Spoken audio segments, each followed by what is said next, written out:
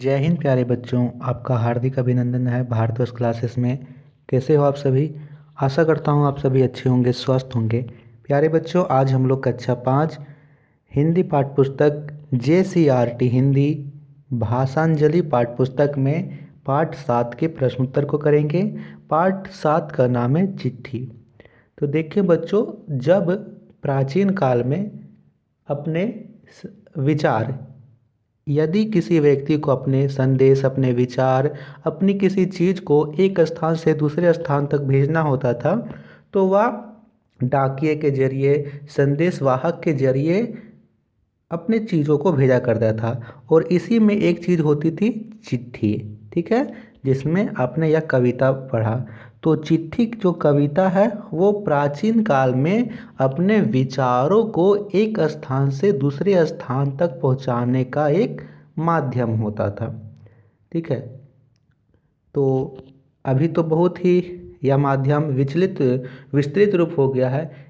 अभी आप कुछ ही सेकंड में किसी दूर रिश्तेदार के हालचाल जान सकते हो या फिर अपने हालचाल उसके पास भेज सकते हो। इंटरनेट हो गया है, व्हाट्सएप, फेसबुक इत्यादि के माध्यम से आप जान सकते हो। लेकिन प्राचीन काल में ये सुविधाएं उपलब्ध नहीं थी। यदि आपको किसी का हाल समाचार जानना हो तो उसके लिए आपको इंतज़ार करना पड़ता था, आपको चिट्ठी लिखना पड़ता था। बाद में कुछ दिनों में वह चिट्ठी उसके सामने पहुंचती थी, फिर वह उसके द्वारा चिट्ठी लिखी जाती थी और वह चिट्ठी कुछ दिनों में आपके पास पहुंचती थी, ठीक है। लेकिन अभी के युग में यह जो चीज़ है बहुत ही तेज़ी से हम प्राप्त कर सकते हैं। चलिए इसके प्रश्न उत्तर को करते हैं। प्रश्न उत्तर में प्रथम प्रश्न है, आपके घर में कोई पत्र ढूंढिए, पत्र देखकर नीचे लिखे गए प्रश्नों का जवाब दीजिए। तो देखिए, पत्र ढूंढने की आवश्यकता नहीं है, मैं इसका आंसर लिखवा दे रहा हूँ। कहा है पत्र किसने लिखा, तो आंसर लिखिए कि पत्र मेरी नानी ने लिखा, ठीक है। क्या लिखेंगे? पत्र मेरी नानी ने लिखा। अब कहा है किसे लिखा, तो यहाँ लिखिए उन्होंने पत्र मेरी माँ को लिखा।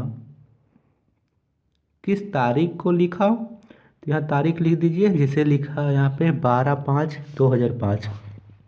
कुछ भी तारीख दे सकते हो यहाँ पे, मैं यहाँ पे 12/5 दे रहा हूँ क्योंकि उस समय तक यह जो इंटरनेट की दुनिया थी, मोबाइल, फेसबुक, व्हाट्सएप इतनी प्रचलित नहीं थी। तो उस समय चिट्ठी अधिकतम माध्यम था। अब 2000 ईस्वी से लेकर 2005-4 सब दे सकते हो, अच्छा रहेगा। या फिर इसके भी पहले दे दो, 1997-98 तक, तो और भी अच्छा रहेगा। घा है पत्र में क्या लिखा था, तो इसका आंसर लिखेंगे माँ के हाल चाल के बारे में पूछा गया था।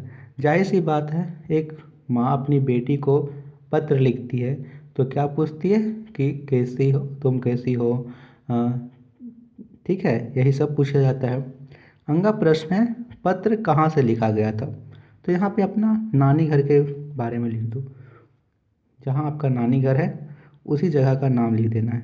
यहाँ पे मैं लिख दे रहा हूँ रामगढ़, तो रामगढ़ से लिखा गया था। आप लोग और भी कुछ लिख सकते हो, फुसरो, गिरिडीह, धनबाद, झरिया, पलामू, दलपनिया, गोमिया, कुछ भी आप लोग यहाँ पे लिख सकते हो अपने नानी घर के बारे में। अगला प्रश्न करते हैं। तो नेक्स्ट प्रश्न है बच्चों, वाक्य बनाइए। कविता में कहीं कहीं दोहराव वाले शब्दों का प्रयोग हुआ है, जैसे घने घने अक्षर दिखते हैं, नए नए संदेश सुनाकर। नीचे दिए गए पुनरुक्त शब्दों से वाक्य बनाइए। तो छोटी छोटी, इसे हमें वाक्य बनाना है, छोटी छोटी बारिश की बूंदें। लिख लीजिए, छोटी छोटी बारिश की बूंदें। बड़े बड़े, तो बड़े बड़े से बनाएंगे बड़े बड़े पेड़ों में लगे फल, ये लिख लेंगे। फिर है काले काले, तो काले काले से वाक्य बनाएंगे काले काले मंडराते बादल। क्या बनाएंगे? काले काले मंडराते बादल। फिर आगे है अच्छे अच्छे, तो अच्छे अच्छे से बनाओगे आप लोग मैंने अच्छे अच्छे कपड़े खरीदे। क्या बनाएंगे?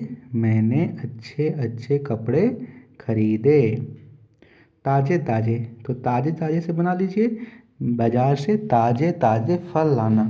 या फिर लिख सकते हो बाज़ार से ताज़ी ताज़ी सब्जियां लाना, ताज़ी ताज़ी टमाटर लाना, कुछ भी आप लोग यहाँ से वाक्य बना सकते हो। इसे आप लोग नोट कीजिए। इसके बाद करते हैं अगला प्रश्न। नेक्स्ट प्रश्न है, सूची बनाइए। प्राचीन काल में संदेश भेजने के माध्यम और वर्तमान काल में संदेश भेजने के माध्यम। तो इसमें लिखिएगा कबूतर, डाकिया, राजदूत। ठीक है, पहले कबूतरों के माध्यम से भी भेजा जाता था। समझ लीजिए कि कबूतर वो भी इतना तेज होता था कि उसके मुंह में कोई चिट्ठी दबाकर बता दिया जाता था तो वह उस स्थान पर उस व्यक्ति को जाकर पत्र देता था। तो आप जानवरों को भी कम नहीं समझिए। ठीक है, जानवर में भी इतनी अक्ल होती थी। अभी तो नहीं करेगा, लेकिन उस समय सोच लीजिए कि कबूतर के द्वारा भी चिट्ठी भेजी जाती थी। और वर्तमान काल में तो आप लोग जानते ही हो कि टेलीविज़न, समाचार पत्र, इंटरनेट, रेडियो। आप लोग पूछोगे कि टेलीविज़न से कहाँ कोई समाचार भेजते हैं, हम लोग संदेश तो नहीं भेज सकते हैं। तो देखिए बच्चों, यदि किसी संदेश को किसी जन समुदाय यानी बहुत बड़े लोगों तक पहुंचाना, बहुत सारे लोगों तक एक ही बार पहुंचाना हो, तो हम लोग वह चीज़ को टेलीविज़न पर प्रदर्शित कर देते हैं। जैसे जैसे हुआ था कोरोना में, संपूर्ण देश में लॉकडाउन लगाया गया था, तो वह हमारे मोबाइल में तो एक एक करके मैसेज नहीं आया था। ठीक है, वो टीवी पर प्रदर्शित किया गया था कि इतने दिनों तक अनिश्चित काल के लिए यह बंद रहेगा।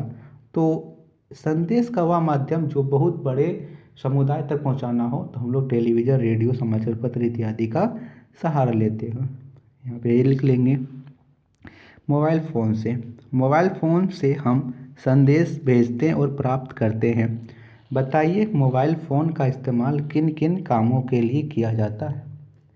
तो अभी आप किस काम के लिए कर रहे हो, पढ़ाई कर रहे हैं, तो पहले वही लिखिए कि हम मोबाइल फ़ोन से पढ़ाई कर सकते हैं। क्लियर। दूसरा काम क्या कर रहे हैं कि हम मोबाइल फ़ोन से बहुत कुछ सीख सकते हैं।